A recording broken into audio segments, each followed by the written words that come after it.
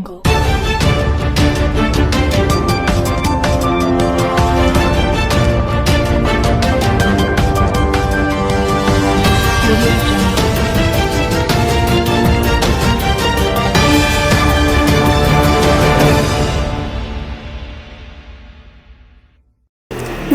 मी विभूती Mestri. Digital सफाया वृत्तांतमध्ये आपल्या सगळ्यांचं मनापासून स्वागत.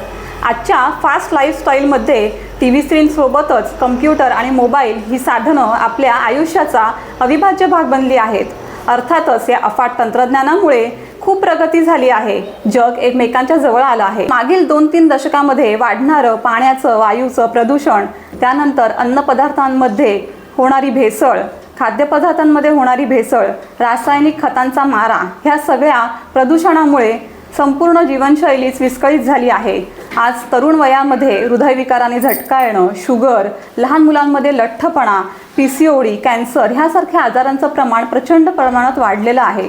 अर्थातच हे सगळे आजार झाल्यानंतर औषधोपचार करण्यापेक्षा हे आजार होऊच नयेत म्हणून आपल्या दैनंदिन गोष्टीमध्ये काही छोटे मोठे बदल करून आपल्याला हे आजार टाळता येतील का, ह्या विषयावर आज आपण चर्चा करणार आहोत. नमस्कार, डिजिटल सफाया वृत्तांतमध्ये आपलं मनापासून स्वागत. नमस्कार.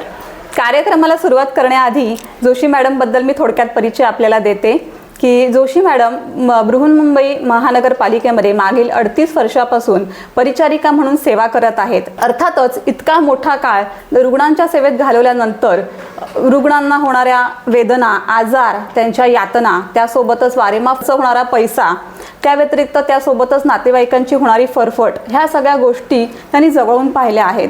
अर्थातच ह्या सगळ्या गोष्टी झाल्यानंतर उपचार करण्याऐवजी आजार होऊच नयेत ह्यासाठी काय करता येईल ह्या विचारातून त्या मागील 26 वर्षापासून मोदी प्रोडक्ट ह्या कंपनीमध्ये काम करत आहेत. तर आज आपण त्याच विषयी त्यांच्याशी चर्चा करणार आहोत. नमस्कार, आजच्या कार्यक्रमावर तुमचं खूप खूप स्वागत. माझा पहिलाच प्रश्न असा आहे की खरं तर अन्न, वस्त्र, निवारा ह्या माणसाच्या ज्या मूलभूत गरजा आहेत, खरं तर त्या मूलभूत गरजांमध्ये आता मोबाईल आणि कम्प्युटर ह्या दोन्ही गोष्टी समाविष्ट झालेल्या आहेत. आता अर्थातच त्याचे दुष्परिणाम आहेत हे सगळ्यांना कळतंय, ठाऊक आहे, पण तरी सुद्धा त्याचा वापर आता पूर्णतः शून्यावर आणणं हे कोणालाच शक्य नाही आहे. तर ह्या सगळ्या माध्यमातनं ह्याच्या अतिवापरामुळे जे काही होणारे परिणाम आहेत तर ते आपण कशा प्रकारे टाळू शकतो, काय त्याच्यावर उपाययोजना आहे, ह्याबद्दल तुम्ही सविस्तर माहिती सांगा. खरं जसं बघायला गेलं तर आज हे पूर्ण आयुष्य आहे माणसाचं, हे कम्प्युटर, मोबाईल ह्यांनीच घडलेलं आहे असं म्हणायला हरकत नाही. कारण कोविड आला तेव्हा मुलांच्या हातात कम्प्युटर आला अभ्यासासाठी. आपण ते म्हणजे कसंही करून ते नाही करता येणार असं करू शकलो नाही, कारण मुलांचं शिक्षण अडत होतं. पण त्याच्यावरती एक खूप मोठा उपाय मोदी केअर कंपनीने एन्व्हायरॉनिक्सशी मैत्री करून निर्माण केला आहे की ज्या ह्या चिप्स आहेत, ह्या चिप्स आपण फोनच्या मागे लावून जे त्याचे वेव्ज आहेत रेडिएशनचे, ते डायरेक्ट आपल्या शरीरावर येतात. त्याच्याऐवजी हे रॅन्डम होतात, त्याच्यामुळे आपल्या शरीराची हानी कमी होते. तर त्यांनी सगळ्या प्रकारच्या काढल्यात. आपलं वायफाय घरात असतं किंवा आपण कुठच्याही ऑफिसमध्ये काम करतात लोक, तिथे जास्तीत जास्त कम्प्युटरचा वापर होतो, तर तिथे प्रत्येक ठिकाणी वायफाय असतं किंवा त्या वायफायवर ही एक चिप लावली, कारण की वायफायमधलं रेडिएशन जास्ती असतं आणि कम्प्युटर आपल्या डोळ्यासमोर असतं, तर कम्प्युटरवरती लावायला सुद्धा चिप्स आहेत. बरं, हे झालं मुव्हेबल. पण जर समजा आपण घरात आहोत तर घरात सुद्धा खूप इलेक्ट्रॉनिक गॅझेट्स असतात आणि त्यातून येणाऱ्या रेडिएशनमुळे आपल्याला खूप हार्मफुल इफेक्ट होतात, पण ते आत्तापर्यंत बाहेर आलं नव्हतं. लहान मुलं आहेत, त्यांच्या मेंदूवरचा जो लेअर आहे तो फार तरल असतो आणि 0.5 mm असतो त्याच्यामुळे, आणि आपलं शरीर 70% पाण्याने बनलेलं आहे. तर पाण्यामध्ये EMR म्हणजे इलेक्ट्रॉनिक मॅग्नेटिक रेडिएशन पटकन खेचलं जातं, तर लहान मुलांवर त्याचा परिणाम जास्ती होतो. म्हणून जर आपण घरात हा एक एन्व्हायरो ग्लोब म्हणून आहे तो ठेवला तर 350 स्क्वेअर फीट एरिया तो कॅप्चर करतो आणि त्यामुळे प्रत्येक इलेक्ट्रॉनिक गॅझेटमध्ये येणारं जे रेडिएशन आहे ते त्याच्याकडे खेचलं जातं. आपल्या शरीराला त्याचा फारसा बॅड इफेक्ट होत नाही. आणि दुसरी गोष्ट म्हणजे ह्या गोष्टींमुळे आपल्या कुठच्याही इंटरनेटच्या म्हणजे प्रवाहावर किंवा नेटचा काही प्रॉब्लेम होतो असं नाही. आपलं नेट व्यवस्थित चालू शकतं. फक्त एक महत्त्वाची गोष्ट अशी आहे की आपल्याकडे जे येणारे शरीराकडे येणारं रेडिएशन आहे त्याचा इफेक्ट आपल्याकडे तीव्रता कमी होते. होतो. नक्कीच. तीव्रता कमी होते. नक्कीच. म्हणजे मला असं वाटतं की सगळ्यांच्या घरात जर समजा 5 मोबाईल आहेत तर आपला फॅमिली पॅक आहे आणि फॅमिली पॅक बरोबर आपण एक सिंगल पण घेऊ शकतो. प्रत्येकाच्या घरात मोस्ट ऑफ द पीपल आता घरून काम करतायत, बरोबर. तर वायफाय आहे, त्याच्यासाठी आहे ही चिप, आणि कम्प्युटरसाठी पण चिप आहेत, त्या पण आपण कम्प्युटरवर लावू शकतो. आणि घरात जर हा असेल तर घरात खेळणारी मुलं आहेत, बाकीची इलेक्ट्रॉनिक गॅझेट आहेत, त्यांच्या हातात मोबाईल आहे, तर ते तीव्रता कमी करता येईल आपल्याला. नक्कीच नक्कीच खूपच छान माहिती ह्यांनी दिली. खरं तर हा काय म्हणतात की मोठ्या माणसांना तर काय म्हणतात की कम्प्युटर आणि मोबाईल आहेच, पण आता लहान मुलांचाही अभ्यासच्या निमित्ताने त्यांचा वापर वाढलाय आणि पूर्णच हातातनं खेचून घेणं म्हणजे काय म्हणतात, जसं मी मगाशी म्हटलं की वापर शून्यावर आणणं शक्य नाहीये, पण त्याची तीव्रता करणं आपल्याला नक्कीच शक्य आहे. नाही, आणि मेन म्हणजे कसं की आत्ताच्या या कोविडच्या काळात मुलांना त्याचा एवढा म्हणजे ऍडिक्ट झालेत मुलं, काही मुलं. आणि आजकालचे आई वडील दोघंही कामावर जातात, नाहीलाज आहे म्हणून, पण ती कामावर जातात, मग थोडा वेळ जो असतो तो मुलांनी म्हणजे किरकिर करू नये, सवय लागली, मग घे बाबा मोबाईल आणि बस शांत. पण तेव्हा हा पण विचार करायला पाहिजे की त्याच्यावरती होणारे इफेक्ट पुढे जाऊन आपल्याला त्रास देणार आहेत. नाही, अर्थात तोच मला मुद्दा म्हणायचा होता की खरं तर आपण सर्रास वापरतो आणि मुळात किती वेळ वापरतो ह्याचं कोणालाही भान नसतं. फक्त गंमत इथे अशी आहे की काय म्हणतात की इथे पटकन त्याचे साईड इफेक्ट दिसत नसल्यामुळे त्याची गंभीरता अजून किंवा काय म्हणतात अवेअरनेस तेवढा अजून लोकांमध्ये नाहीये, कारण त्याचे परिणाम फार दीर्घकालानी होतात आणि ते काय म्हणतात की तोपर्यंत आटोक्याच्या बाहेर गेलेले असतात. त्याच्यामुळे ह्याबद्दल लोकांना तेवढी महत्वाची गोष्ट म्हणजे सुरुवात अशी होते की माणसांची चिडचिड होते, कारण की हेडेक व्हायला लागतं, मग झोप जाते, म्हणजे इन्सोमनिया होतो. मग हळूहळू माणसं म्हणजे ब्लड सर्क्युलेशन त्यांचं थोडंसं स्लो होतं, पण ते लक्षात येत नाही.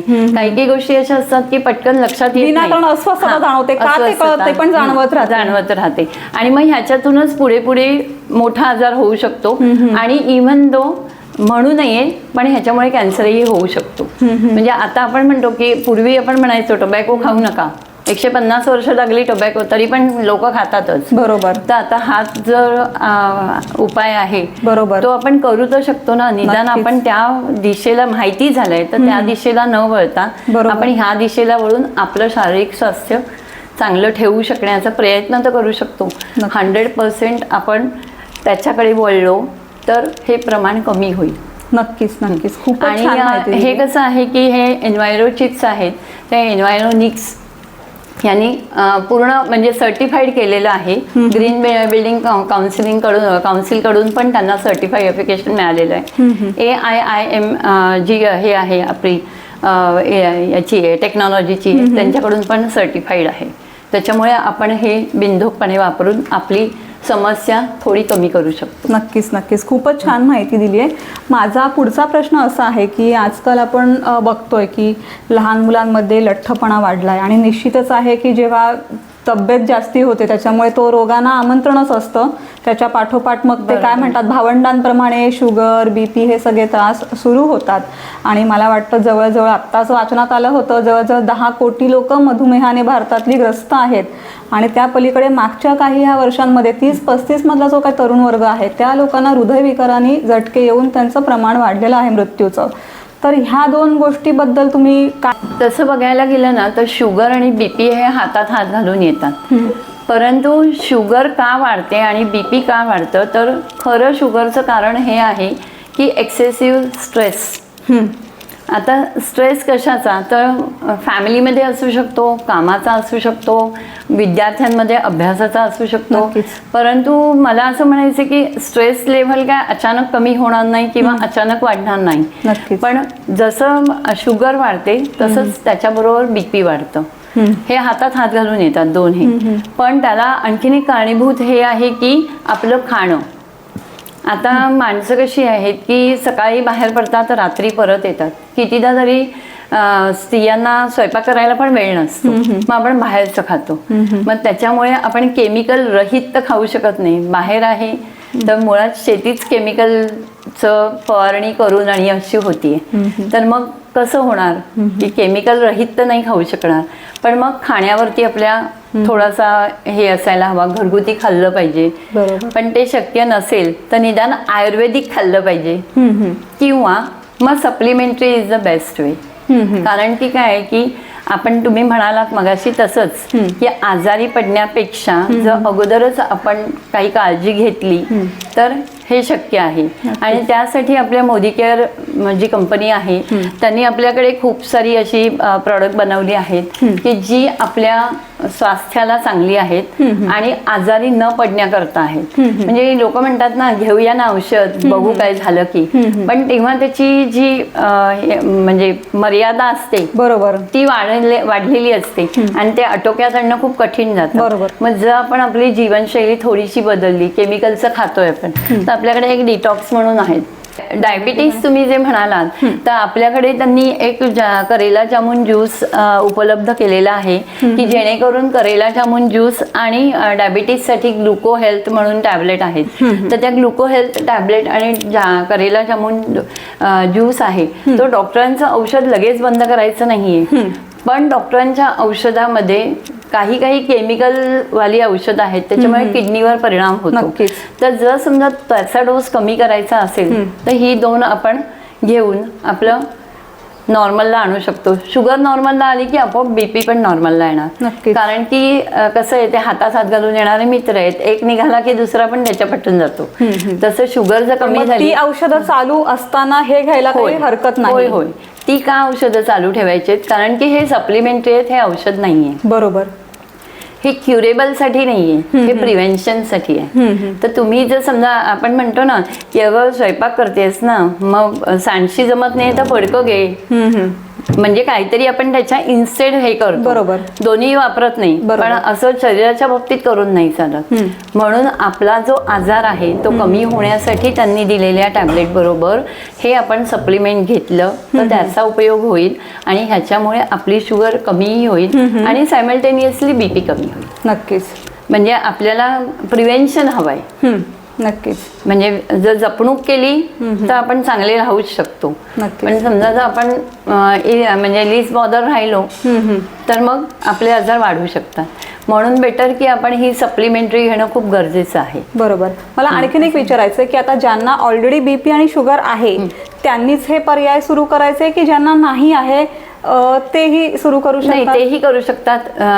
अबाउट 35-40 जे आहेत आणि विथ स्ट्रेस आहेत तर त्यांनी बेटर की चालू करावं की ते नॉर्मललाच राहील आणि सुरुवात होणार नाही. नक्की. म्हणजे आपण जे म्हटलं अगोदर, prevention is better than cure.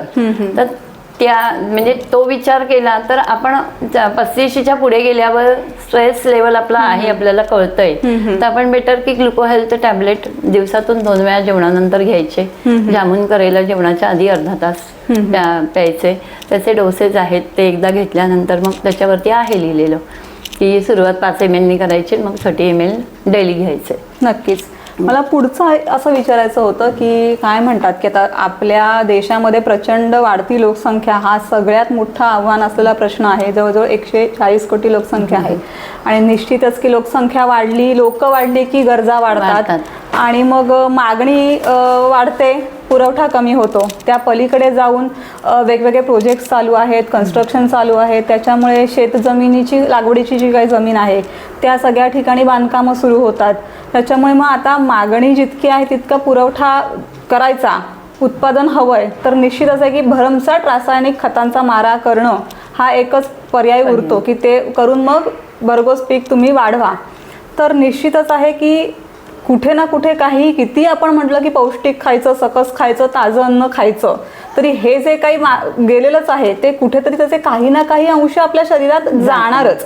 आणि जसं मगाशी म्हटलं की ह्याचे इफेक्ट लगेच नाही दिसून येणार, पण ते कण कण कण जाऊन त्याचे इफेक्ट काही ना काही, जसं मगाशी आपण म्हटलं की कॅन्सरचं प्रमाण, तर ते अंश कुठेतरी त्याचं अस्तित्व ठेवून असतात आणि उग्ररूप नंतर धारण करतात. आणि ह्यासाठी आपल्याकडे काही पर्याय नाही. तुम्ही किती तपासून बघणार, प्रत्येक गोष्ट काय शक्य नाहीये.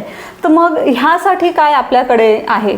आता आपल्याला शक्यतो आपण घरात बनवतो, पण आता केमिकल रहित काय मिळत नाही.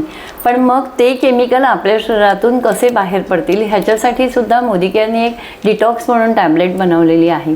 ती जर तुम्ही घेतलीत तर ते एक्सक्रीट होऊन जातं, तुमचं जे केमिकल आहे शरीरातलं ते निघून जातं आणि त्याच्यामुळे जे दुष्परिणाम तुम्हाला होणार असतात ते होण्याची शक्यता कमी कमी होत जाते. अच्छा. हां, पण ते सप्लिमेंटरीज आहे. लक्षात ठेवायचं की मोदी केअरने कुठचंही मेडिसिन बनवलेलं नाही, सगळी सप्लिमेंट्स आहेत. त्याच्यामुळे ती तुम्ही कितीही लांब दिवसपर्यंत घेतलीत तरी त्याचा बॅड इफेक्ट नाही, साईड इफेक्ट नाही. आणि ही औषधं सायुर्वेदिक आहेत. म्हणजे ही सप्लिमेंटरी आहेत ती सगळी सायुर्वेदिक आहेत. म्हणजे सायुर्वेदिक म्हणजे सायन्स आणि आयुर्वेदा एकत्र केले. आणि काही काही आहेत ती टोटली आयुर्वेदिक आहेत. पण त्याच्यामुळे काय झालं की आताचा जो नवीन हे आहे कन्सेप्ट आहे त्याचाही उपयोग केलाय आणि आयुर्वेदाचा पण आयुर्वेदाचा उपयोग केल्यामुळे आपल्याला साईड इफेक्ट नाही हे कॉन्फिडेंटली सांगू शकतो. म्हणजे आपल्याला असं वाटतं की अरे हे औषध घेतलं की ही साईड इफेक्ट होत आहेत, हे औषध घेतलं की हे होत आहे. तर तसं ह्याच्यात तुम्हाला कुठचाही साईड इफेक्ट होणार नाही हे कॉन्फिडेंट. अच्छा. 100%. नक्कीच.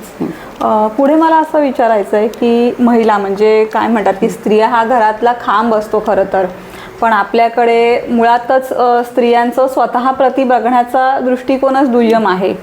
त्याच्यात हेल्थ वाईज म्हटलं तर मग आणखीनच बघायला नको. त्यात आता मागच्या 2-3 दशकापूर्वी जी परिस्थिती होती ती वेगळी होती, कारण घर, मुलं आणि कुटुंब इतकंच जबाबदारी त्याच्यावर होती.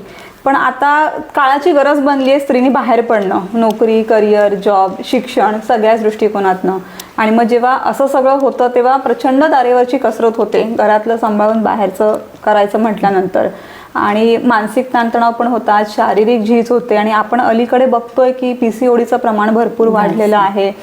त्याच्यानंतर जवळजवळ 30-35 मध्येच हल्ली मोनोपॉज येऊन थांबलेला आहे.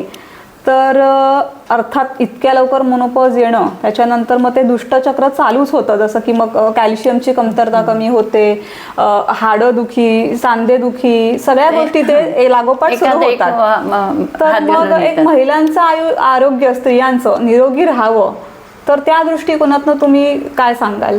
म्हणजे त्या दृष्टिकोनातून विचार केला तर महिलांना पहिलं म्हणजे मल्टीव्हिटॅमिनची गरज आहे. कारण की जेवणातच जर त्यांच्या कमी असेल, सगळे विटॅमिन शरीरात नसतील तर मग महिला उभ्या कशा राहणार, बरोबर आहे. मग त्याच्यासाठी आपल्याकडे सुद्धा छान एक मल्टीव्हिटॅमिन आहेत.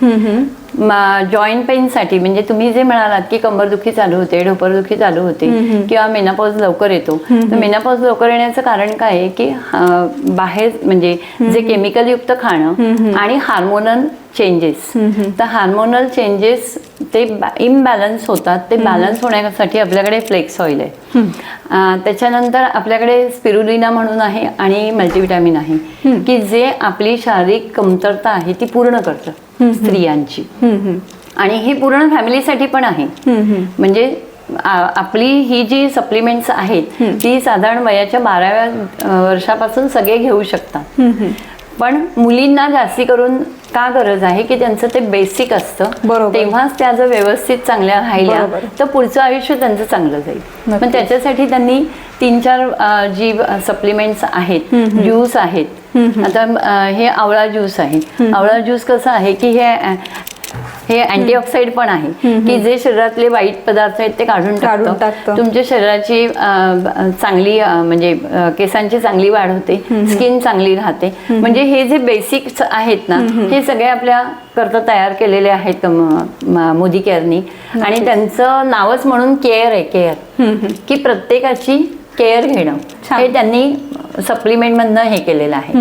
म्हणजे आयुर्वेदिक असल्यामुळे साईड इफेक्ट नाही आणि केअर घेतली जाईल, प्रिव्हेन्शन घेतलं तर आजारपणाचा प्रश्नच येत नाही. म्हणजे घरातली जर स्त्री बरोबर चांगले व्यवस्थित हे सप्लिमेंट घेऊन दणकट झाली तर ती फॅमिलीला पण दणकट करेल. नक्कीच, कारण एक बाई आजारी पडली की मग संपूर्ण घर आजारी पडतं. बरोबर आहे. कारण की ती नाही आहे म्हटलं की सगळंच अडतं. आणि आताची स्त्री जरी कामावर गेली ना तरी सुद्धा ती घरातलं सगळं आटपून जाते, कारण की तिला कल्पना आहे आपल्या पाठी कोण नाही. बरोबर. त्याचं कारण तुम्ही म्हणालात तसं 3 दशकापूर्वी जॉईंट फॅमिली होत्या.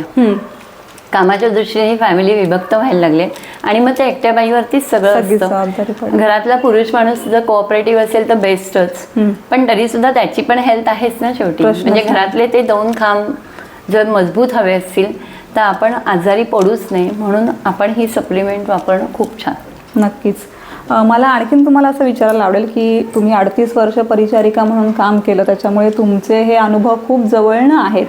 आणि त्याच पलीकडे हे ज्या काही तुम्ही म्हणजे रुग्णांच्या यातना, वेदना, त्याच्यासोबत होणारे वारेमाफ खर्च किंवा ह्या ॲलोपॅथीच्या औषधांनंतर होणारे साईड इफेक्ट, पैसा तर खर्च होतोच, इतर फॅमिलीची फरफट होते, ह्या सगळ्या गोष्टी होतातच. त्या विचारातनं तुम्ही मग ह्या कामाकडे वळलात. तर मागच्या 26 वर्ष बहुतेक तुम्ही ह्याचं काम करताय. तर मला तुमच्याकडनं असे अनुभव जाणून घ्यायला आवडतील की अशी काही ह्या 26 वर्षात तुम्ही अशा केसेस सॉल्व्ह केल्यात का की त्या प्रचंड वजन होतं, लठ्ठ होतंय, किंवा काय म्हणतात की ब्लॉकेज होते आणि डॉक्टरनी ऑपरेशनशिवाय दुसरा पर्याय नाही असं सांगितलं होतं, किंवा एखादी महिला असेल की हाडं झिजलीच आहेत आणि उभंच राहू शकत नाही, नी रिप्लेसमेंटशिवाय पर्यायच नाही आहे आपल्याला, इथपर्यंत टोकापर्यंत ते जाऊन पोचलं होतं. पण मग आपल्या सप्लिमेंटनी सातत्याने घेऊन कुठेतरी त्याची तीव्रता कमी झाली किंवा ते प्रमाण कमी झालं, असं काही अनुभव असेल तर आमच्याबरोबर शेअर करा. मला सांगायला आवडेल की मी 25 वर्ष ही प्रॉडक्ट वापरते, पण कंपनी हळूहळू प्रॉडक्ट काढते. तर गेल्या 5 वर्षात कंपनीने खूप काही प्रॉडक्ट काढली मोदीकेअरनी, की जेणेकरून शुगर, बीपी किंवा आपल्या सांध्यांची झीज किंवा लठ्ठपणा हे कमी होईल. आणि लठ्ठपणा कमी होईल म्हणजे मी माझ्या बाबतीत सांगते की माझं वजन जास्ती होतं, माझ्या उंचीच्या मानाने सगळेजण म्हणायचे हो पाहिजे पाहिजे पाहिजे, पण नाही, आपल्याला जाणवतं ना आपलं वजन जास्ती झालं की आपल्याला कळतं. तर मी ह्याचं सप्लिमेंट घेऊन म्हणजे प्रोटीन क्रश म्हणून आहे, ते घेऊन मला खरोखरीच उपयोग झाला की माझं वजन कमी झालं. आणि दुसरी गोष्ट सांगायची तर बीपी आणि शुगर म्हटलं तर शुगर माझ्या मिस्टरांना पण होती, माझ्या मैत्रिणीला पण होती, पण त्यांनी जेव्हा ह्याच्याबरोबर ग्लुको हेल्थ सुद्धा 1.5 वर्ष झालं आलंय, पण तरी सुद्धा जर समजा जामून करायला घेतलं तर शुगरचं जे प्रमाण आहे ते आपोआपच खाली खाली यायला लागतं.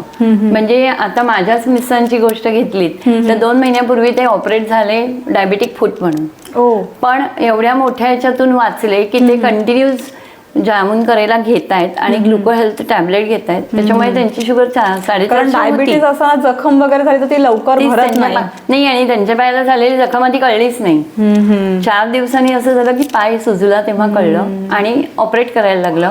पण ती जखम त्यांची इतकी पटापट भरली की शुगरही लेवलला आली. आणि प्रोटीन पावडरमुळे बघा आपलं शरीर आहे ना प्रोटीननी बनलेलं आहे, जर प्रोटीन पावडर आपण यूज केली तर आपल्या शरीरातले जे मरणारे टिश्यू आहेत ते दुसरे टिश्यू तयार व्हायला मदत होते. तर त्या ह्याने त्यांची जखमही क्युअर झाली आणि शुगरही लेवलला आली. म्हणजे हे माझे जवळचे अनुभव मी सांगते की ह्या 2 महिन्यातच मी अनुभवलेलं आहे की जुलैमध्ये ते ऑपरेट झालेत आणि नाव ही ओके. म्हणजे ते आता गाडी पण चालवू शकतात, जे पाय पण टेकायचा नव्हता खाली ते. बरोबर. म्हणजे असे अनुभव खूप आहेत की ह्याच्यातली सप्लिमेंट वापरून लोक खूप चांगले. आता एक कॅन्सरची लेडी होती, तिला सांगितलं होतं की 6-8 महिने आहेत तुझ्याजवळ. त्यांनी खूप विश्वासाने, म्हणजे सगळीकडे कॅन्सर पसरायला लागलाय, तुम्हाला 6-8 महिने आयुष्य आहे, ती टेस्टिमोनी आहे माझ्याकडे, मी पाठवेन तुम्हाला. तर त्यांनी सांगितलं होतं की 6-8 महिने, पण तिने विश्वास ठेवून आपल्या नोनी म्हणून आहे ज्यूस तो घेतला त्यांनी. आणि 3 ते 4 महिन्यांनी डॉक्टरांनी सांगितलं की काय माहिती नाही, शेवटी त्याच्यावरती विश्वास ठेवला असेल तुम्ही तर तुम्ही 2-3 ठिकाणून तुमचं कॅन्सर कमी होतं, त्याचं प्रमाण कमी झालंय. आणि तिच्यात जो काही बदल होता, म्हणजे काय असतं कॅन्सरचा पेशंट म्हटलं की तो असा मरगळलेला आणि असा असतो, कारण की तो मानसिक दबावाखाली येतो. नक्कीच. पण तिने जे विश्वास ठेवून हे वापरलं, म्हणजे प्यायलं ज्यूस, आणि तिला जो काही उपयोग झाला तर आता तिची मुलगी एवढी म्हणजे आनंदी आहे की माझी आई आता जाणार नाहीये. नक्कीच. आता 8-9 महिने झाले की त्यांनी सांगितलं की 75% यू आर ओके. नाही, नक्कीच तुम्ही हा मुद्दा खूप छान म्हटलाय की दगडाला पण देव पण येऊ शकतं, पण मनात श्रद्धेचा भाव हवा.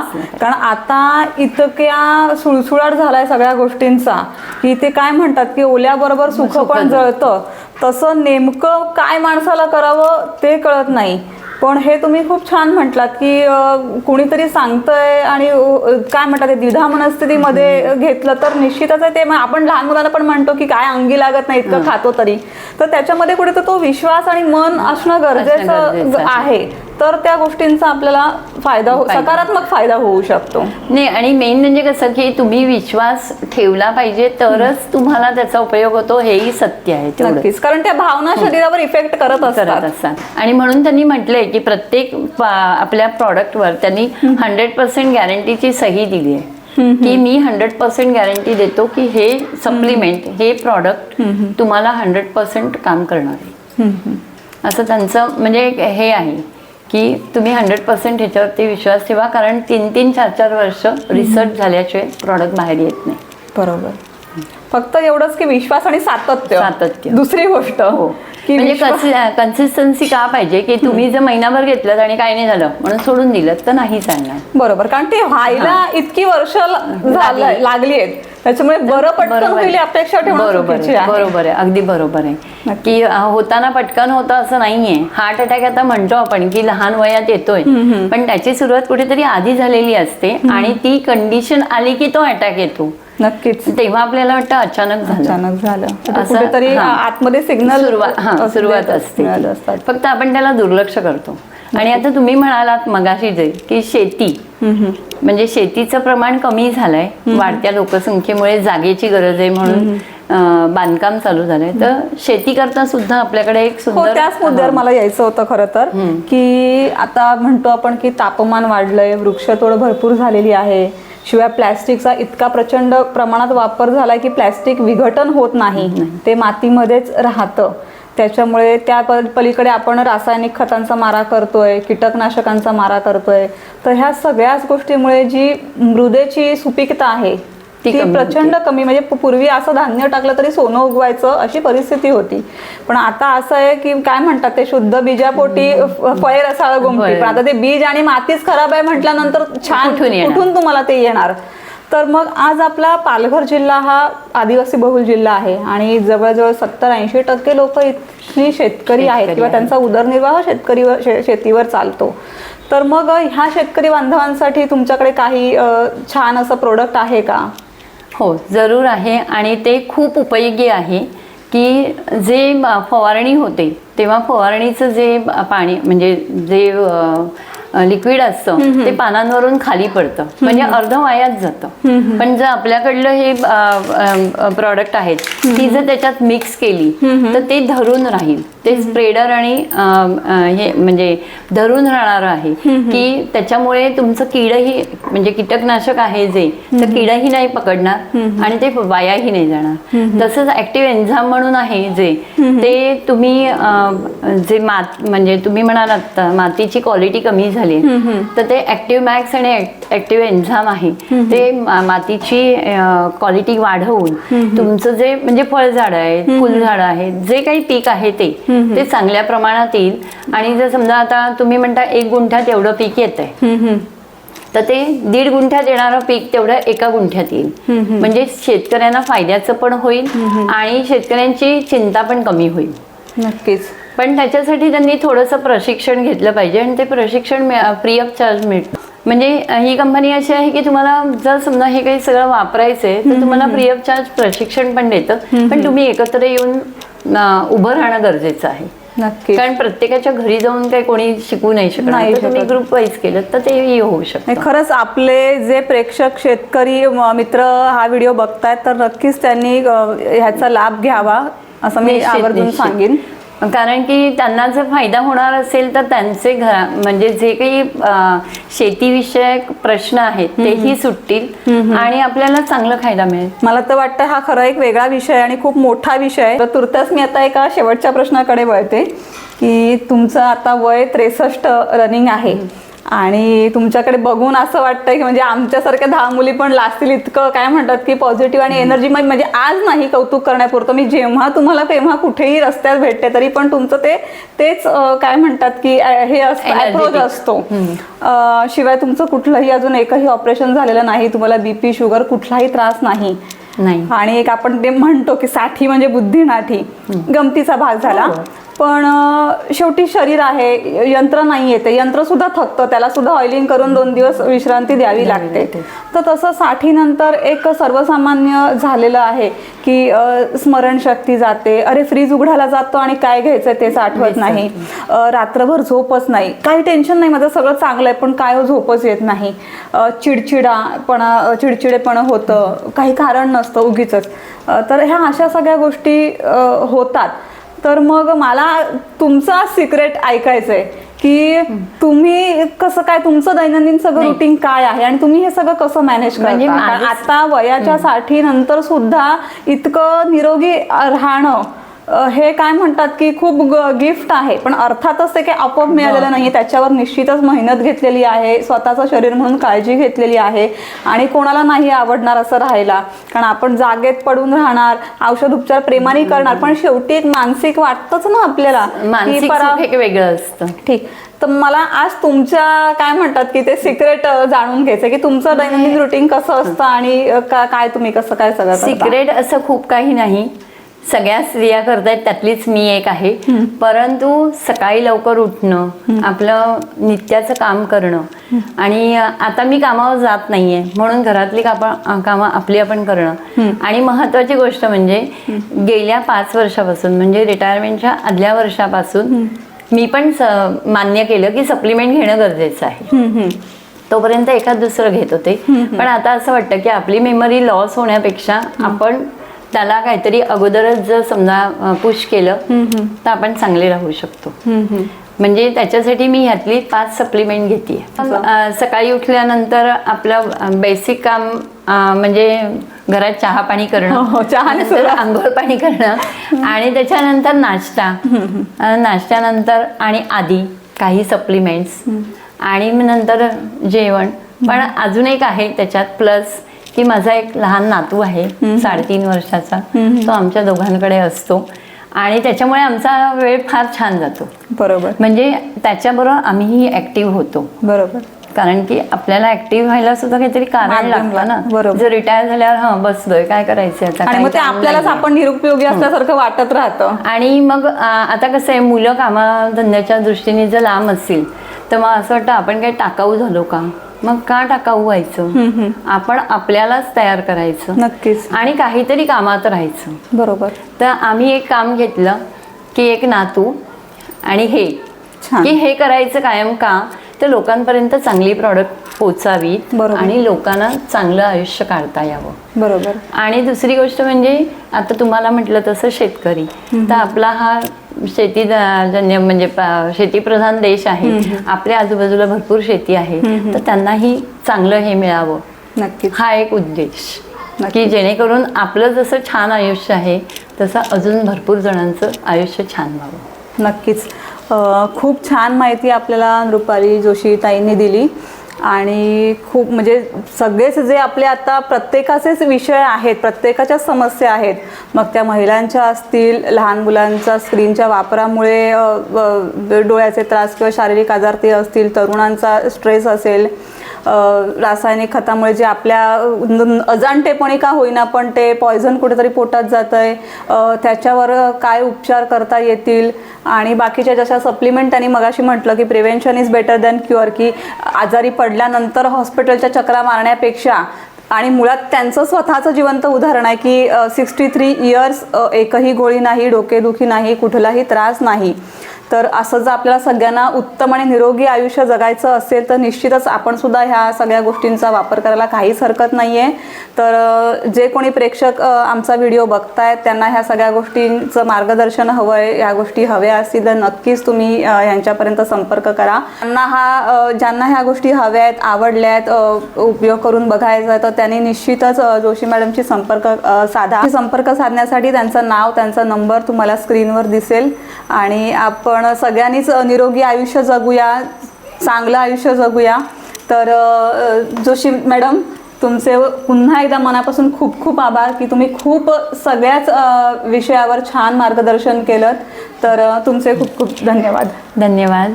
आणि मला असं वाटतं की सगळ्यांनी निरोगी आयुष्य जगण्याकरता ह्याचा विचार करावा. आणि स्पेशली जे कम्प्युटर आणि मोबाईलच्या राज्यात जगतायत त्यांनी म्हणजे ह्या गोष्टींचा वापर करून आपलं आयुष्य आणखीन सुलभ बनवावं. नक्कीच, कारण आयुष्य एकदाच मिळतं. हो. तर ते कसं जगायचं हे आपल्याच हातात आहे. हो, नक्कीच. धन्यवाद. धन्यवाद.